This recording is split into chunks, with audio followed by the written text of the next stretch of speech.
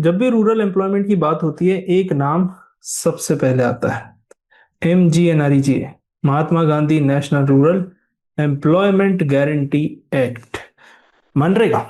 बहुत इंपॉर्टेंट है। लेकिन इमेजिन कीजिए कि अगर इंडिया का एक नया रूरल एम्प्लॉयमेंट मॉडल आए जिसमें सिर्फ रोजगार ही नहीं बल्कि प्रोडक्टिव एसेट्स भी बने,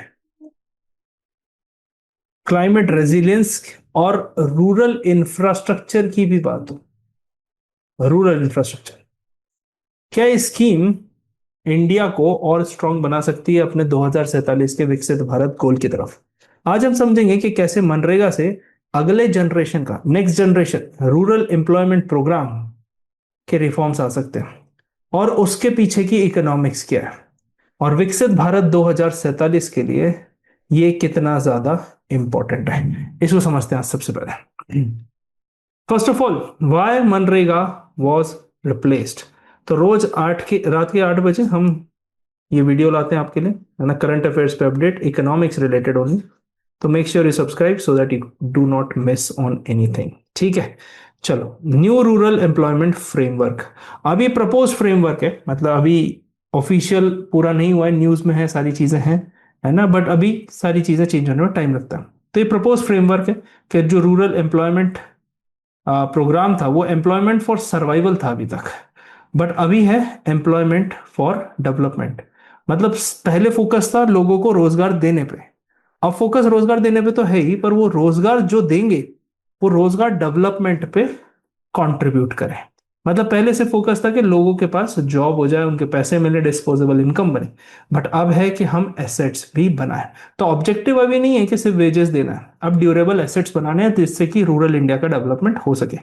अब सबसे पहले बात कर लेते हैं मनरेगा की। मनरेगा 2005 में यूपीए गवर्नमेंट के अंडर लाया गया था, है ना। ये दुनिया का one of the world's largest public employment program था जिसमें गारंटीड वेजेस मिलती थी रूरल एरिया के हाउस होल्ड्स को। लगभग 2 दशकों तक, 2 डेकेड्स, मतलब सरकारें बदली भी बीच में, 2014 में एनडीए की गवर्नमेंट भी आई, बीजेपी एनडीए की गवर्नमेंट, उसने भी इसको कंटिन्यू रखा, फंड्स भी बढ़ाए, सारी चीजें रही, एम्प्लॉयमेंट जनरेशन भी हुआ, है ना, गारंटीड वेज एम्प्लॉयमेंट भी मिला, रूरल हाउस होल्ड्स को भी कहीं ना कहीं फायदा हुआ। तो इसमें बिलियंस ऑफ पर्सन को एम्प्लॉयमेंट मिला 2 डेकेड से, है ना। रूरल में रोड्स बनी, आप देखो, है ना। अभी मैं इलेक्शन के टाइम एक न्यूज तो नहीं, यूट्यूब वीडियो देख रहा था जिसमें बता रहे थे कि जो रूरल एरिया के अंडर और इसमें जो रोड बनी है वो कई गुना बेहतर है स्टेट रोड से भी। तो उसके साथ अलावा मत आंध्र प्रदेश की बात करूँ तो उसमें भी फार्म एरिया में कई सारे पॉन्ड बनाए गए जिससे बारिश का पानी स्टोर किया जा सके, चेक डैम्स बनाए गए, वाटर कंजर्वेशन के स्ट्रक्चर, प्लांटेशन वर्क, ये सब चीजें हमको देखने को मिली। पर कई सारे कमिटीज ने ये आर्ग्यू भी किया कि जो नेक्स्ट फेज है ना वो प्रोडक्टिविटी और क्लाइमेट रेजिलियंस के बारे में ज्यादा बात करे। ठीक है, उसी बारे में आज हम बात करते हैं। सबसे पहले मनरेगा रिप्लेस दिस, मतलब ये प्रपोज ट्रांजिशन है ना। अभी proposal discussion in the news है, अभी कह नहीं सकते कि वो सारी चीजें कैसे आगे टर्न आउट होंगी, है ना। तो give employment when ever demanded, ये पहले फोकस था। अब फोकस VBG राम जी के बाद क्या होगा कि give employment while simultaneously created community assets, है ना। फिर आ जाते हैं एम्प्लॉयमेंट गारंटी जो इंक्रीज की गई है 100 दिनों से 125 दिनों की, है ना। तो इंक्रीज गारंटी हो गई, इससे क्या होगा, 2 इंपॉर्टेंट ऑब्जेक्टिव इससे हम अचीव करेंगे। पहला है, इससे क्या होगा, एडिशनल इनकम जनरेट होगी, इनकम सपोर्ट मिलेगा, तो एग्रीकल्चर डिस्ट्रेस अगर होता है तो उसको कम कर सकेंगे। दूसरा है कि जो लेबर है ना वो क्लाइमेट रेजिलिएंट इंफ्रास्ट्रक्चर बनाए, मतलब पानी की कमी है कहीं तो वो ऐसा बनाए जहां से पानी स्टोर हो सके, फॉर एग्जाम्पल। ठीक है, क्यों इंपॉर्टेंट है, क्योंकि मनरेगा जहां जहां अभी भी लागू है वहां पे अगर आप देखोगे तो रेन फेड एग्रीकल्चर है ज्यादातर, और वहीं पर सबसे ज्यादा अनएम्प्लॉयमेंट भी है, वहीं पर फार्म डिस्ट्रेस भी है, सारी चीजें। तो अगर एक्स्ट्रा एम्प्लॉयमेंट के डेज मिल जाते हैं और किसी साल सूखा पड़ता है, ड्रॉट ईयर्स होते हैं, तो कहीं ना कहीं कुशन की तरह काम करेगा कंजम्पशन के लिए। ठीक है, चलो, जैसे एक एग्जाम्पल के तौर पे समझाता हूँ, बुंदेलखंड रीजन है ना, स्मॉल फार्मर बुंदेलखंड रीजन में अगर रेनफॉल कम हुई, जैसा कि 2026 में अभी माना जा रहा है कि मानसून डेफिसिट में रहेगा, तो क्रॉप की इनकम गिर जाएगी, है ना, लेबर की डिमांड भी कम हो जाएगी, इससे माइग्रेशन बढ़ जाएगा। ये तीनों चीजों को रोकने के लिए अगर एक्स्ट्रा 25 दिन का कंजम्पशन का पैसा मिल जाता है तो कहीं ना कहीं food security, education, health care सबको सपोर्ट हो सकता है। Launch coincides with the deficient monsoon concern, मतलब अभी टाइमिंग उसकी मैटर करती है काफी ज्यादा।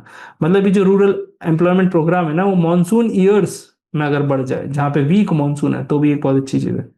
क्योंकि मैंने आपको बताया, जब रेनफॉल कम होगा तो क्या होगा, एग्रीकल्चर आउटपुट गिरेगा, एग्रीकल्चर आउटपुट गिरेगा तो फार्म में जो काम कर रहे लोग हैं उनकी इनकम गिरेगी। जब उनकी इनकम गिरेगी तो उनका जो कंजम्पशन है, मतलब जो खर्चा करते थे वो कंज्यूम करने के लिए गुड्स एंड सर्विसेज को, वो कम होगा। जब खर्चा कम होगा तो जीडीपी की ग्रोथ कम होगी, जब जीडीपी की ग्रोथ कम होगी तो higher demand for employment programs बढ़ेंगे। 2002 की अगर मैं बात करूं, है ना, ड्रॉट आया था, एग्रीकल्चर की ग्रोथ नेगेटिव में पहुंच गई थी, और रूरल डिस्ट्रेस हमने 2002 में काफी तेजी से देखा था। 2009 की भी बात करते हैं, एल नीनो का टाइम था, कई सारे स्टेट्स में, है ना, ये प्रॉब्लम हुई थी, तो रूरल एम्प्लॉयमेंट को बढ़ा दिया गया था, है ना। कोविड 19 के बाद भी आप देखो, है ना, मनरेगा एक इंडिया का सबसे बड़ा सेफ्टी नेट है। माइग्रेंट वर्कर्स को भी एम्प्लॉयमेंट प्रोवाइड किया गया ड्यूरिंग कोविड। अब ये सारी चीजें तो इंपॉर्टेंट है, पर focus on rural livelihoods and productive assets ये सबसे बड़ा चीज है। मतलब इरिगेशन बनाना, कैनाल बनाना, फार्म बनाना, फार्म पॉन्ड्स बनाना, मतलब वाटरशेड के स्ट्रक्चर्स हो गए, रूरल रोड्स हो गए, फ्लड प्रोटेक्शन हो गए, प्लांटेशन हो गए, विलेज में स्टोरेज की फैसिलिटी, ये सारी चीजें। मतलब जैसे मैं आपको एग्जांपल देता हूँ, कई सारे विलेजेस हैं, मैं एक दिन पढ़ रहा था न्यूज़पेपर में, तो राजस्थान ने क्या किया, ट्रेडिशनल वाटर हार्वेस्टिंग स्ट्रक्चर बनाए, जिसे हम जोहाट्स कहते हैं, JOHADS, जोहत्स। अब इसका प्रोनाउंसिएशन एक बार आप चेक कर लेना। ये पब्लिक एम्प्लॉयमेंट प्रोग्राम के अंडर बना, और ये स्ट्रक्चर बाद में ग्राउंड वाटर और एग्रीकल्चर प्रोडक्टिविटी को, दोनों को, है ना, काफी ज्यादा सपोर्ट किया।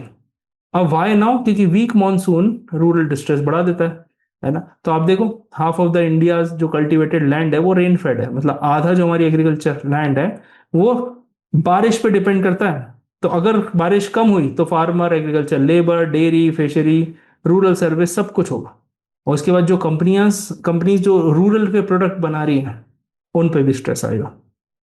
Farm incomes and rural employment under pressure, ये भी है, क्योंकि जब क्रॉप बिकेगी नहीं, है ना, तो मंडी में भी, मंडी के अराइवल हो गए, ट्रांसपोर्ट की डिमांड हो गई, फर्टिलाइजर की परचेज हो गई, कहीं ना कहीं सारी चीजों को इम्पैक्ट करेगा। तो फार्म इनकम जब गिरती है ना, तो कई सारी ऑटोमोबाइल कंपनीज ने ये भी देखा कि उनकी टू व्हीलर की सेल डाउन हो जाती है, ट्रैक्टर नहीं बिकते उनके, साबुन कम हो जाते हैं, डाबर के प्रोडक्ट्स में भी देखा, एशियन पेंट्स में भी देखा, ये सारे बहुत इंपॉर्टेंट है। तो जो रूरल एम्प्लॉयमेंट प्रोग्राम है ना, वो सिर्फ वेलफेयर का नहीं है, सिर्फ रूरल एरियाज के लिए, ये इकोनॉमी का स्टेबलाइजर है, एग्रीकल्चरल और क्लाइमेट शॉक्स को लेके। अब क्या बदला है, थोड़ा फटाफट इसको चीज को देख लेते हैं, समझ लेते हैं। एलोकेशन बेस्ड मॉडल है, सेंट्रल स्टेट फंडिंग है ना, मतलब प्योरली डिमांड ड्रिवन एक्सपेंडिचर नहीं है। अभी क्या है, प्लान एलोकेशन की बात की गई है। इकोनॉमिक लॉजिक इसका क्या है, सिंपल सा इकोनॉमिक लॉजिक है कि भाई बजटिंग है ना, प्रोजेक्ट को प्लान करो, अकाउंटेबिलिटी रखो, बट इसमें फोरकास्टिंग रिक्वायर्ड है, जो कि स्टेट गवर्नमेंट करेगी। जैसे ऑस्ट्रेलिया और कनाडा की बात करूं, तो ऑस्ट्रेलिया हो गया, है ना, या कनाडा हो गया, इन्होंने कई बार इंफ्रास्ट्रक्चर के फंड जो है ना, वो निगोशिएटेड फिजिकल अरेंजमेंट्स पे किए हैं। जैसे कनाडा और ऑस्ट्रेलिया लगभग हमारे जैसे स्ट्रक्चर का, फेडरल भी है, प्रोविंशियल गवर्नमेंट भी है, तो उन्होंने किया है 60-40 कॉस्ट शेयरिंग, है ना, सेंट्रल स्टेट के बीच में। तो ये, इससे क्या होता है, एक ओनरशिप बनती है कि हाँ, स्टेट का भी पैसा लगा, सेंटर का भी लगा, तो दोनों सीरियस रहते हैं। अगर स्टेट कंट्रीब्यूट करते हैं तो मॉनिटर भी करते हैं प्रोजेक्ट को अच्छे से, है ना, सिंपल है। फिर आ जाता है, states can pause works during peak sowing and harvesting. अब ये सबसे बड़ा, one of the biggest criticism है, क्योंकि पहले क्या होता था, फार्मर कंप्लेन करते थे कि भाई गवर्नमेंट का जो काम है ना, वो like, it's like competing with the agriculture labour demand. जैसे फॉर एग्जांपल आप समझते हैं, ड्यूरिंग पैडी के ट्रांसप्लांटेशन की बात करते हैं,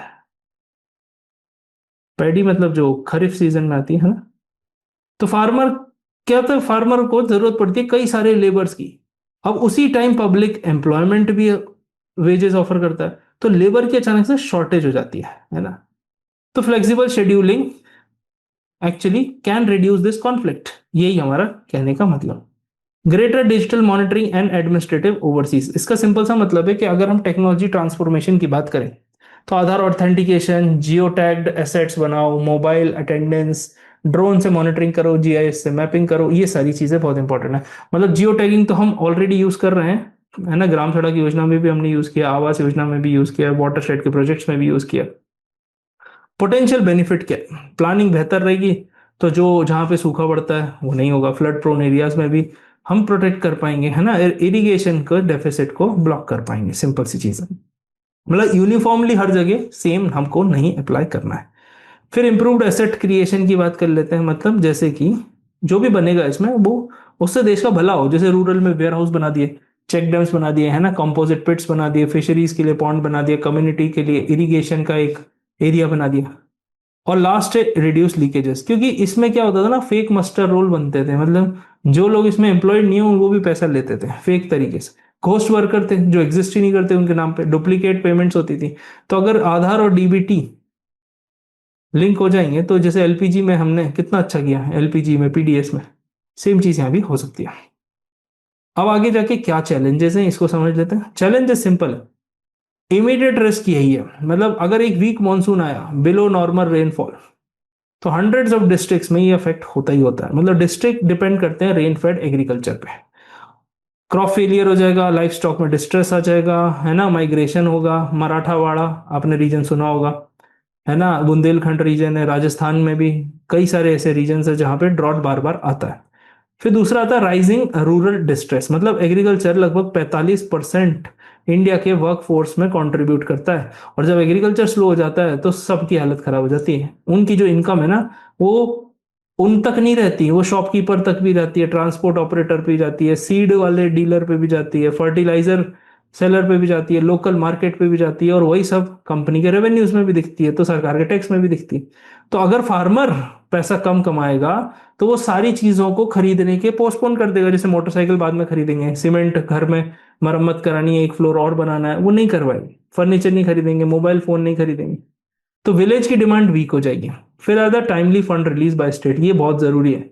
मतलब सिस्टम बहुत अच्छा है, सब कुछ डिजाइनिंग बहुत सही चल रही है, बट अगर टाइमली फाइनेंसिंग नहीं हुई, इम्प्लीमेंटेशन नहीं हुआ, एग्जीक्यूशन नहीं हुआ तो प्रॉब्लम है। मतलब क्या होता है, क्योंकि कई प्रोजेक्ट्स अनफिनिश्ड रह गए, है ना, कई वेजेस अनपेड रह जाती हैं, कॉन्ट्रेक्चुअल रिलक्टेंस आ जाता है।